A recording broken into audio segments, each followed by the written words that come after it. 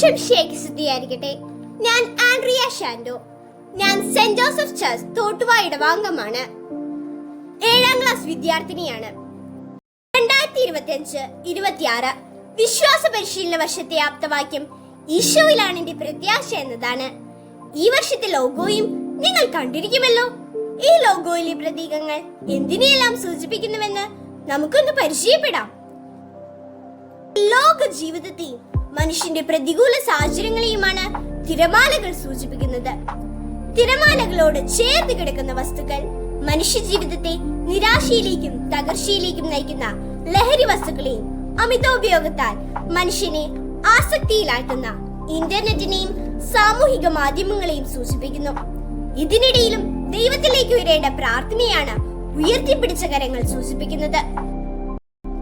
പാദത്തിരുവിളക്കും പാതയിൽ പ്രകാശവുമായ ദൈവവചനത്തെയാണ് തുറന്നിരിക്കുന്ന ബൈബിൾ സൂചിപ്പിക്കുന്നത്.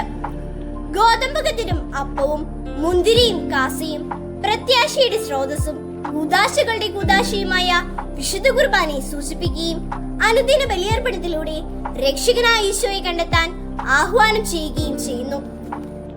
യുദ്ധങ്ങളുടെയും അതിക്രമങ്ങളുടെയും ഈ ലോകത്ത് ഈശോയാണ് സമാധാനത്തിന്റെ ദൂതനെന്നും എല്ലാവരും സമാധാനത്തിന്റെയും സ്നേഹത്തിന്റെയും സന്ദേശവാഹകരാകണമെന്നും ലോഗോയിലെ പ്രാവ് സൂചിപ്പിക്കുന്നു.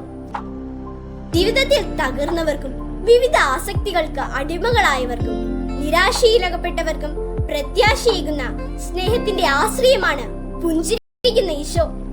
ദൈവാനുഗ്രഹത്തിന്റെയും ദൈവത്തിന്റെ വിശ്വസ്തതയുടെയും 7 കൂദാശകളുടെയും പ്രതീകമാണ് 7 നിറങ്ങളുടെ വൃത്തം. കൂദാശകളിലൂടെ നാം എല്ലാവരും പ്രത്യാശയുടെ ഉറവിടമായ ഈശോയെ അനുഭവിച്ചറിയണമെന്നും ഇത് നമ്മെ ഓർമ്മപ്പെടുത്തുന്നു. പ്രത്യാശയുടെ വർഷത്ത് നമുക്ക് പ്രത്യാശയോടെ വളരാം. ജയ് ക്രൈസ്റ്റ്.